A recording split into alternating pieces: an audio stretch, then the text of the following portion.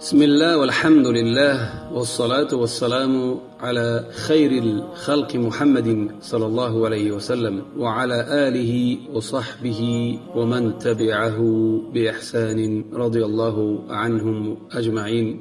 اما بعد، السلام علیکم و رحمت الله و برکاته. شنوندگان گرامی و دوستان ارجمند، این پیام ما را، سخنان ما را که از قرآن و سنت عبارت هستند و دیگران به برادران خواهران خود رسانید که آنها بهره‌مند شوند و شما هم از پاداش نیک محروم نشوید. و یک نصیحتی که بسیار از در یوتیوب و در دیگر رسانه ها بسیار انسان‌هایی هستند که قصه های بافته و قصه های دروغ که آنها نه حدیث هستند و نه قصه های صحیح هستند، آنها را رونق و رواج میدهند. آنها را گوش نکنید برادران گرامی. کسی که قصه برای شما میارد از پیغمبران پیش، پس باید همون قصه را پیغمبر باید گفته باشد، برای که قصه از پیغمبران پیش این غیب است، یا که الله اون را خبر می‌دهد، یا که الله و پیغمبرش خبر می‌دهد که برای ما حکایتش کنند. برای همین باید قصه هایی که میگویند باید از روی قرآن و سنت باشد و سنت حدیث صحیح باشد که معتبر باشد. دیگر قصه هایی که میگویند اون قصه ها اساس ندارند و به اسناد و به دلیل هستند. برای همین یک نصیحت کوتاهی برای شما که هم خیلی قصه ها را که به اسناد هستند آنها را نگوش کنید و نه آنها را باور کنید. موضوع امروزه ما درباره علامت ها یا که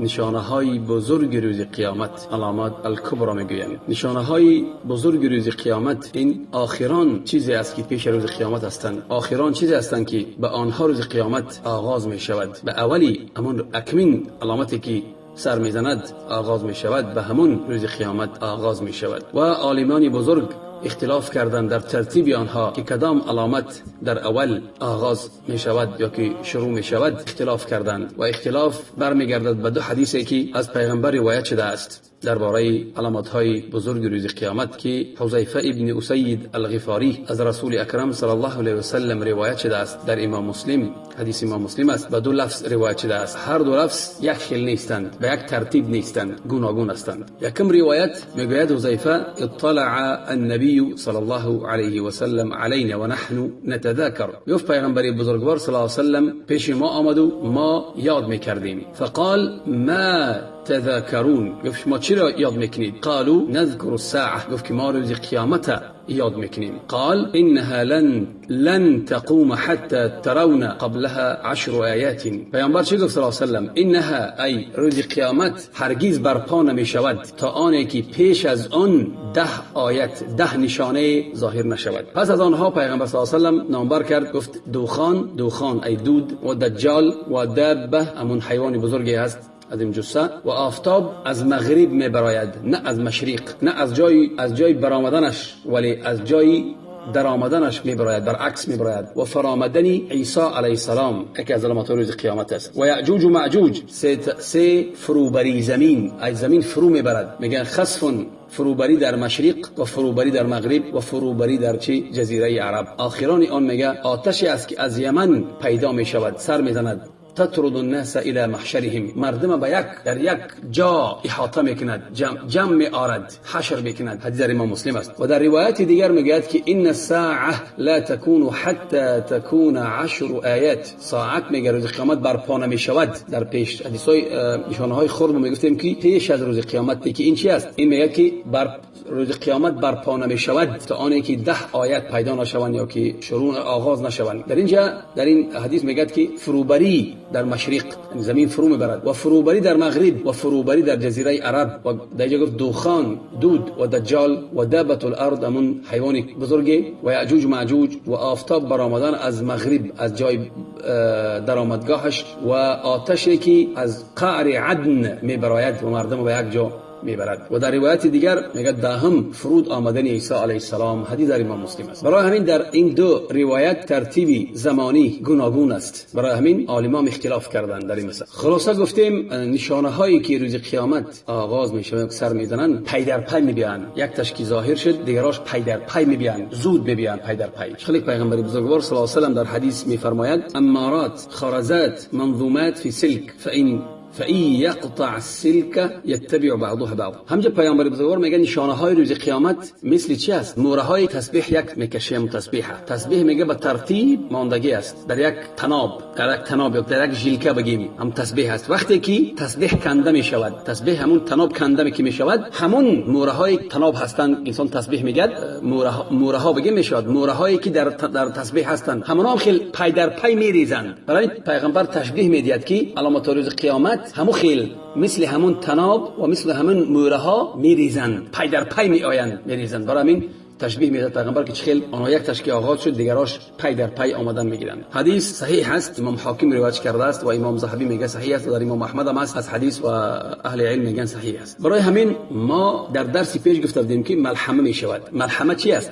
علامت‌های روز قیامت هم خورده که نشده است، سر نزده است و در پیش روز قیامت میشود، همون ملحمه میگن. یعنی که ملحمه این یک نبرد یا که جنگی است که مسلمان ها با کافران جنگ میکنند. بعد همون در حال اون دجال گفتیم که در آخران چی گفتیم؟ دجال ظاهر میشود. دجال این دوام همون حدیث است. خلاصه برای همین ما بعد همون ملحمه، همون نبرد یا که همون زد و خورده که مسلمان ها پیش روز قیامت میکنند با یهود و نصارا، با صلیبیان، بعد اون وقتی که گفتیم همون کنستانتینوپل وقتی که حمله میکنن و میگیرن، در همونجا گفتیم غنیمت میگرفتن، در حال غنیمت گیری دجال ظاهر میشود. خلاصه برای همین یکمی که ما آغاز میکنیم علامت ها را این درباره دجال سخن میزنیم. برآمدن دجال این از بزرگترین فتنه ها هست. خیلی در حدیث صحیح ثابت شده است از پیغمبر بزرگوار صلی الله علیه و سلم که میفرماید ما بین خلق آدم الى قیام الساعه امر اکبر من الدجال. پیغمبر در این حدیث چی میگه؟ حدیث در امام مسلم است. پیغمبر چی میگه؟ میگوید که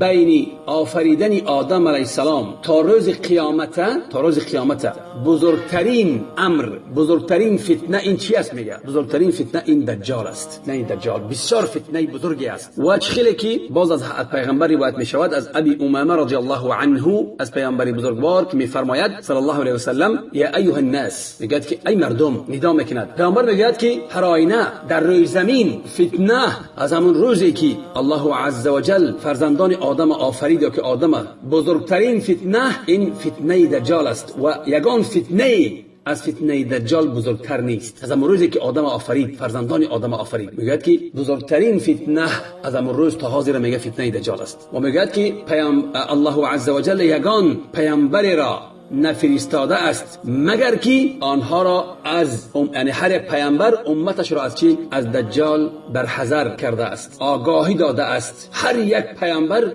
امتش را از دجال آگاهی داده است، خبردار کرده است از فتنه دجال. و انا آخر الانبیاء و من آخرانی از پیغمبران هستم و انتم آخر الامم و شما از آخرین امتان هستید و هو خارج فیکم لا محالته و چی؟ آخران که امت که هستید. برای همین دجال در همین امت، در امت محمد صلی الله علیه و سلم ظاهر و آشکار می شود و پیدا می شود. حدیث صحیح است، در ابن ماجه است و امام حاکم است و طبرانی در کبیر است و حدیث صحیح است، یعنی که در امت محمد صلی الله علیه و سلم دجال پیدا می شود. برای همین پیامبر بزرگوار برای ما صفاتای دجال گفته داده است، وصف داده است دجال، فتنه او را وصف داده است. برآمدن دجال از کجا میبراید برای ما گفته است. چند روزی که در زمین می ایستد همون را برای ما خبر داده است و کشتن او را برای ما خبر داده است. و برای همین از همون حدیثای پیغمبر میگه صلی الله علیه و سلم میگه که هر یک پیامبر مگر که بر حذر کرده است، آگاهی داده است امتش را از چی؟ از یک چشمه دروغگو، اعور یک چشمه،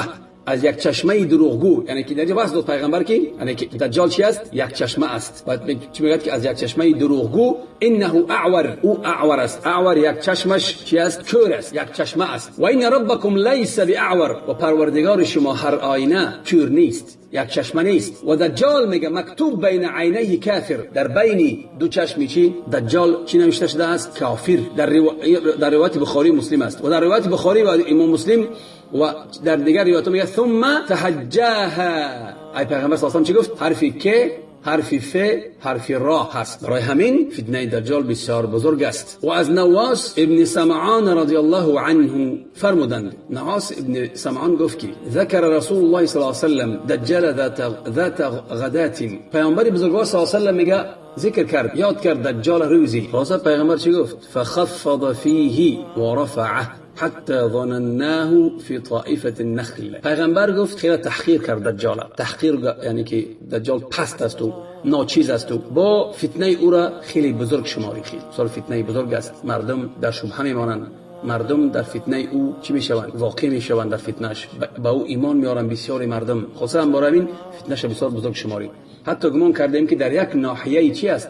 ناحیه نخل، یک جای خرما نخل است. فلما رحنا الیه، پس وقتی که رفتیم به همون جا رفتیم، عرف ذلك فینا، وقتی که همون درباره همون صحبت کرد و گفت و ما به همون جا که رفتیم، پیغمبر فهمید که ما یعنی که هم فتنه بزرگی که گفت دربارش نقل کرد، ما یعنی که بیم ترس داشتیم، ترسیدیم، به همون جا رفتیم. فقال ما شأنکم، گفت شما چیکار کرده ایستاده اید؟ چیکار میکنید؟ گفت درباره دجال برای ما سخن زدی، درباره ما گفتی، درباره او گفتی، درباره او گفتی که خیلی تحقیرش کردی، که ناچیز است چی است، و باز یعنی که همون فتنه او را خیلی بزرگ شماریدی، گفتی بسیار فتنه بزرگ است، حتی که گمان کردیم که در طایفه نخلی است، در یک ناحیه همون جانبی یک چی است، در یک طرف همون نخل. فقط از غیر دجال برای شما میترسم، یعنی که دجال خیلی چی است، برای شما از دجال میترسم، از فتنه دجال میترسم. اگر که دجال براید و من با همراهی شما باشم، یعنی یک جای باشیم، فانا حجیجه دونکم، من با او سخن میزنم، من از شما دفاع میکنم. اگر من باشم همراه شما،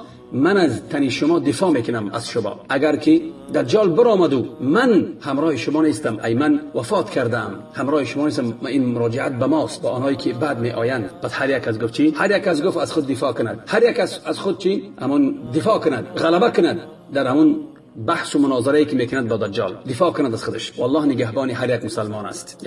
یعنی پس من که وفات کردم، پس الله نگهبانی شما است. یعنی بعد من که وفات کردم، الله میماند، الله میرنده نیست، الله دفاع کن و نگهبانی شما است، حمایتگری شما. گفت که شب قطط، ای بسیار موی جنگله دارد، جنگله شاخ دارد، عینه طافئه، چشمش از چی میگه، همون چشمی که سیاهی و چی، یعنی که وچی ارلش شدگی است، کوری که نمیبینم چشمش. گفت که من او را مانندی میکنم به یک انسانی که نامش عبدالعزى ابن قطن است، به همون انسان مانندیش میکنم.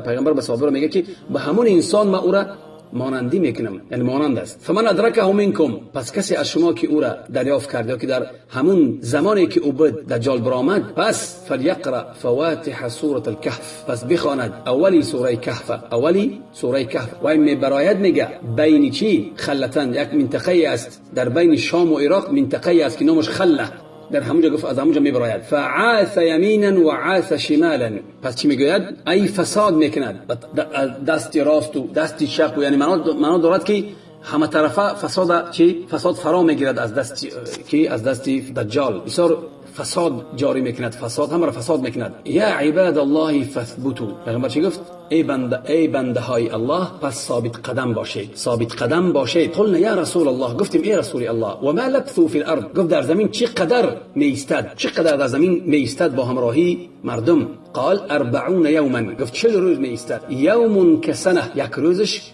مثل یک سال است، دراز مدت طولانی. و یوم کشهر، و دیم روزش مثل یک ماه است. و سیوم روزش مثل یک هفته است. و سایر ایامه کایامکم، و دیگر از 4 روز بالا مثل روزهای عادی، مثل روزهای ما است. قلنا یا رسول الله، گفتیم ای رسول اکرم صلی الله علیه و سلم، گفت همون روزی که یکم روزی که مثل یک سال است، آیا ما مثل یک روز نماز خوانیم؟ یعنی 5 وقت نماز خوانیم در یک روز؟ وای طولانی است. پیغمبر چی گفت؟ قال لا، گفت نه، او یک روزی دراز است. اقدروا له قدره، ای همون خیلی که گفتیم با یک تقدیر و اندازه یعنی چینک میکنی که همین با ساعت قطعی میخوانی، که مثلا بامداد از پیشین چقدر فرق دارد، هم قصاعت هم میمونی بامداد خوندی، بعد هم قصاعت پیشین میخوانی، بعدی از عصر تا پیش چند ساعته، بعد خاصه هم خیلی شرح میدید پیغمبر صلی الله علیه و آله که هم خیلی وقت میمونی و میخوانید. قلنا یا رسول الله و ما اسراع فی الارض، گفت که چقدر زود و شتاب در زمین سیر و گشت میکند، زمین میرود. پیغمبر چی گفت؟ یعنی تیز میرود. کالغیث استدبرت الريح،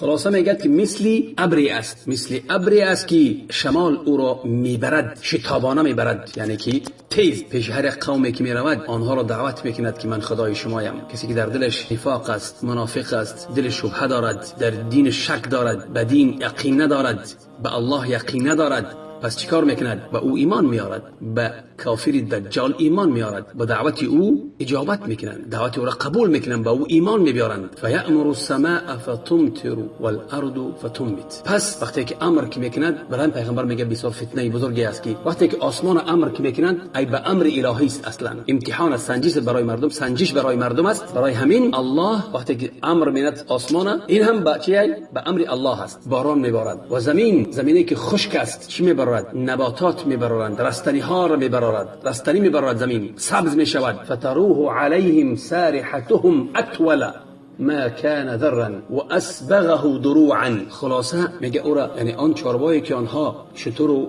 گاو چیزی که هست آنها را رها کرده بودند برای چراندن که میرفتن، پگاهی که آنها را باز کرده بودن برای چراندن، وقتی که دور دراز برمیگردن آنها چی هستند؟ سیر شدگی هستند، فربی شدگی هستند و با یعنی که و من علف و چیزی که همون چی است خوردگی هستند، یعنی از همون رستنی هایی که میبراید. و حتی همون پیستانی که دارن پر از شیر است و شکمباشون چی است؟ شکمباشون همون دم کردگی است، یعنی از سیری دم کردگی است و پیستاناشون چی است؟ پیستاناشون پر از شیر است. ثم یأتی القوم فیدعوهم فیردون علیه قوله. خلاص پس پیش قوم می آید، آنها را دعوت میکند، آنها قول دجال رد میکنند. پس وقتی که قوم دعوت میکنند و رد میکنند قول دجال، دعوت دجال رد میکنند، پس چی میشوند؟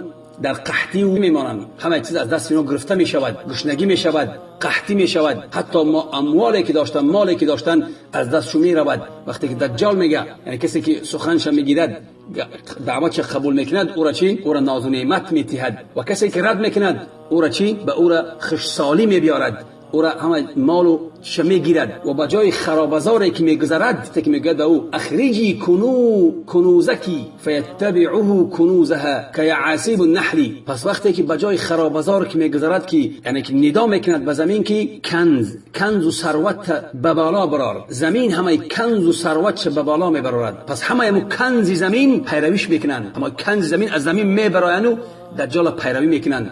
مثل یک همون زنبوری، یعنی امیر زنبورها پیروی میکند، دیگر زنبورها از دمش هم خیلی دیگر میگه دجال پیروی میکنند. ثم یدعو رجلا ممتلئا شبابا. پس یکی از همون جوانها را ندا میکند، دعوت میکند. جوانی چی است؟ با تن و توش است. فیضربه بالسیف فیقطعه جزلتین رمیت الغرب. پس وقتی که یک دعوتش میکند قبول نمیکند دعوتی چرا، پس به شمشیر او را میزند، دو پارش میکند. پس وقتی که با شمشیر همون جوان میزند، دو پارش میکند به یک زدن. پس از اون یدعوه فیقبل و یتحلل. وقتی که او را دینباره میخواندش، یعنی که وقتی که میزند بچی و شمشیر که میزند دو پارک میشود، بعد اون او را دعوت میکنه از دینباره. وقتی که میخیزد دینباره که میخیزد خیلی روی چی دارد؟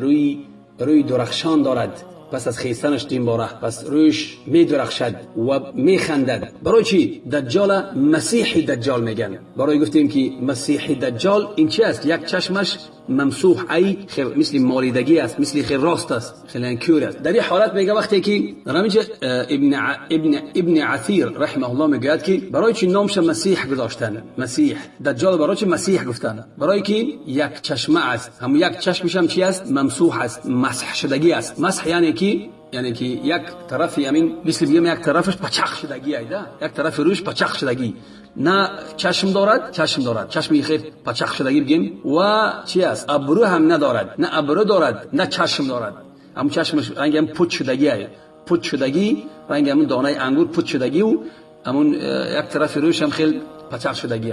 بعد میگه که برای چی او را چی گذاشتن؟ برای چی او را نامش دجال گذاشتن؟ مسیح گفتیم دجال ابن حجر میگوید که برای آنه که لانه یغطی الحق بباطله، برای حق به همون باطلش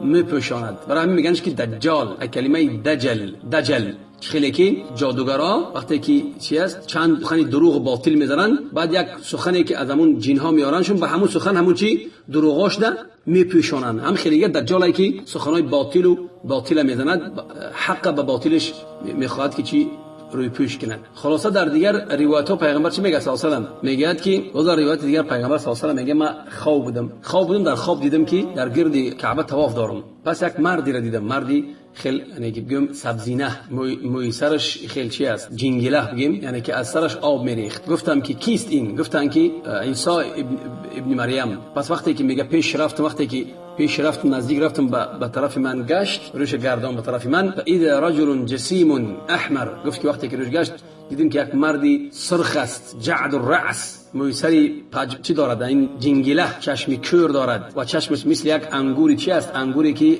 خیلی چی میگیم خیلی روشنی هم ندارد یعنی چشمی کور است روشنی هم نمیتید. قالوا هذا دجال. گفتن که این دجال است. نزدیکترین انسانی که با اون ماننده است ابن قطان گفت. حدیث در بخاری مسلم در روایت گشت. باز از عباده ابن صامت هم است که پیغمبر صلی الله علیه و آله میگوید که من برای شما درباره دجال سخن یعنی که حکایت کرده بودم حتی خشیت الا تعقلوا ان مسیح الدجال رجل قصیر. حتی گفت برای شما چی کردم ترسیدم که شما یعنی که یعنی دریاتون نمیگیرید اندیشه نمیکنید درباره مسیح.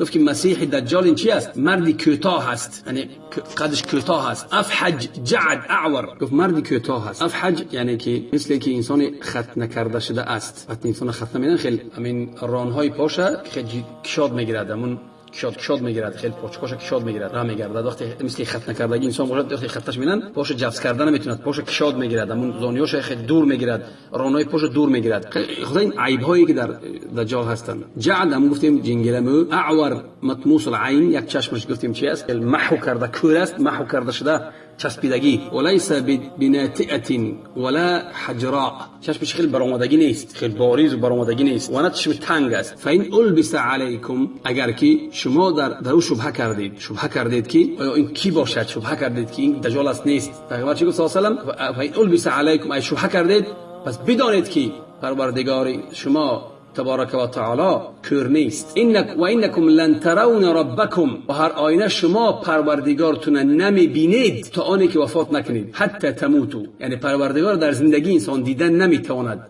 وقتی که وفات کرد و در دنیا در بهشت میبینش. قال یزید تروا ربکم حتی تموتو میبینید پروردگارتون وقتی که مردید و رفت روز قیامت میبینیدش در دنیا نمیبینیدش. پس پیامبر بزرگوار چه گفت صلی الله علیه و آله در حدیث دیگریش وقتی که همون جوان وقتی که میکشد جوان که دیماره که میخیزد روی درخشان دارد پس میگه که تو دجال هستی من یقین کردم تو دجال هستی.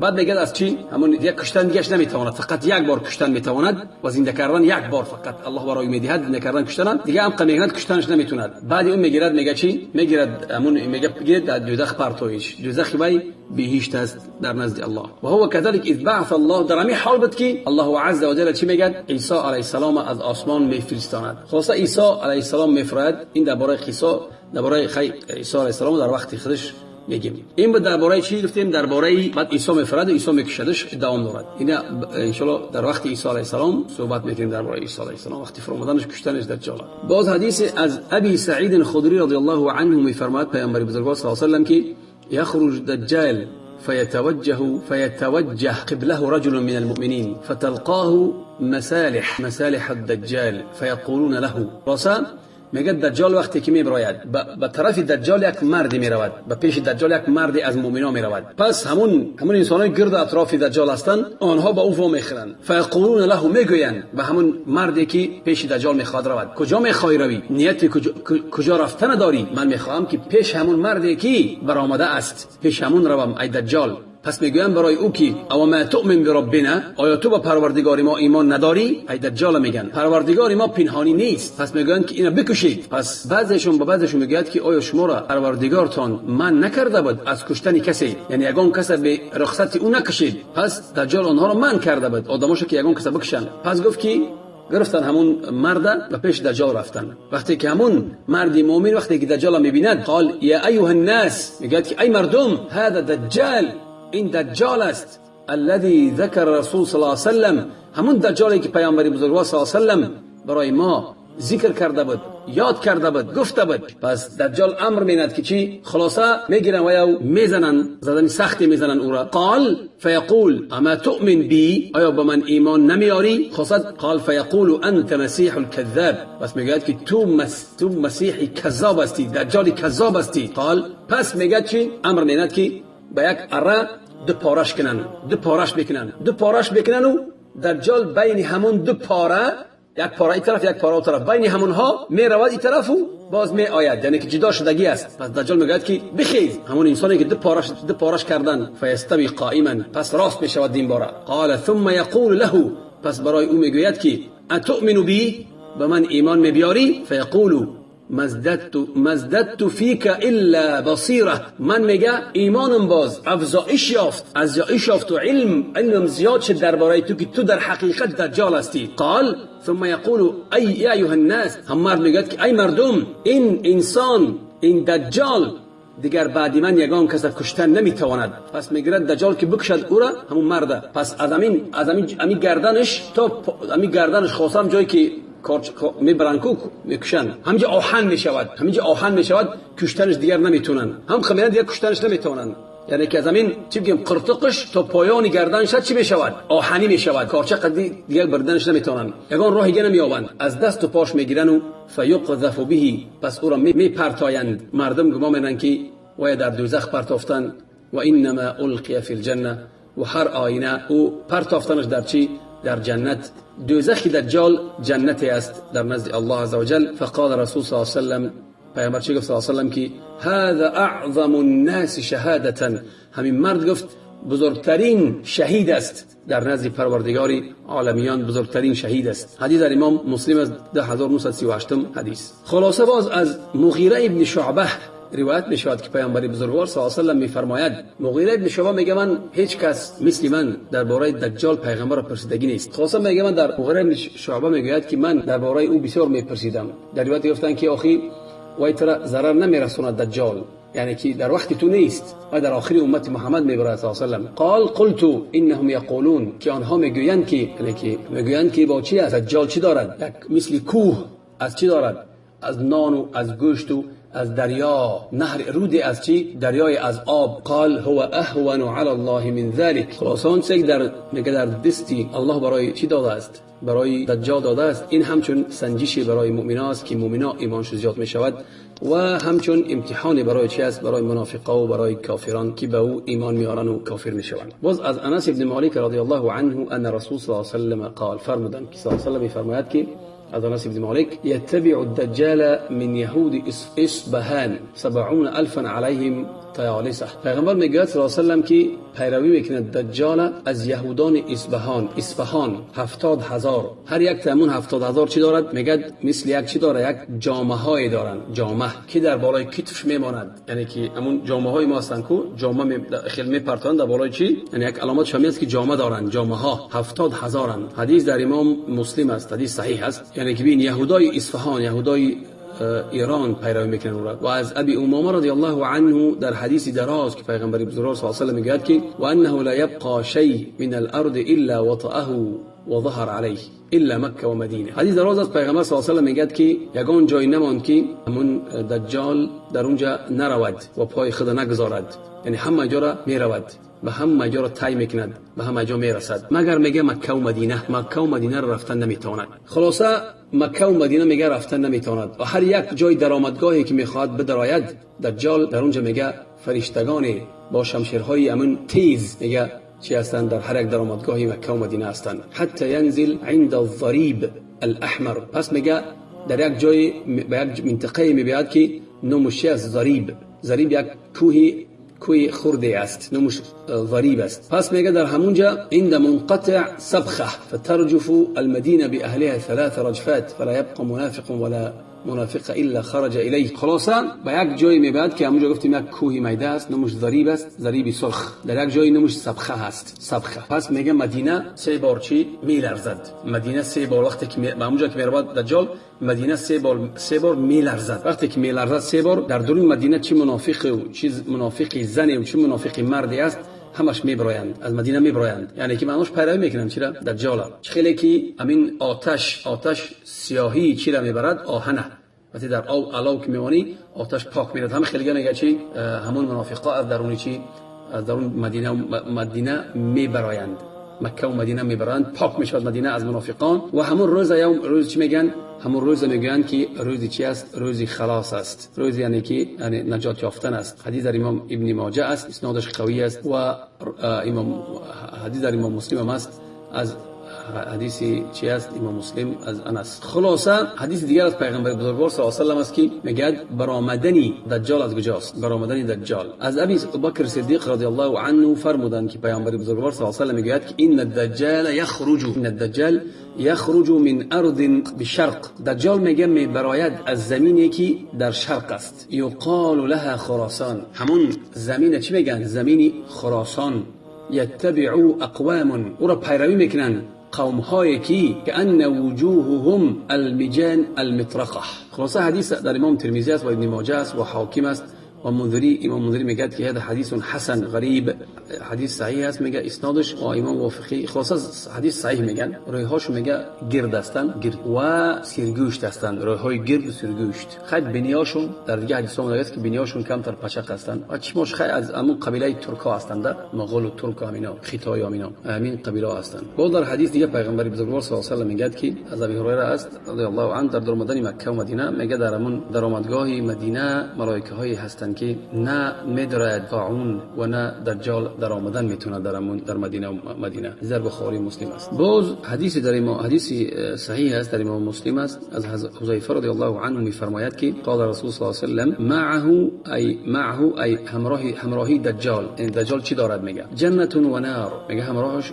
هم جنت دارد هم چی دارد؟ آتش دارد، نار، دوزخ دارد. فناره جنه، پس آتش دجال بهشت است و جنته نار و جنتش چی است؟ آتش است، یعنی برعکس است. حدیث در امام مسلم است، حدیث صحیح است. خلاصه همین درباره قصه دجال. خیلی باز اكو قصه دجال زیاد است. همین یکی از علامتاش گفتیم. علامت‌های چی است؟ علامت‌های بزرگ روز قیامت که دربارش سخن زدیم این دجال است. برای همین بسیار فتنه بزرگ است و انسان باید بر حذر باشد و از دعای نیک خود ما را فراموش نکنید. و السلام علیکم و رحمت الله و برکاته.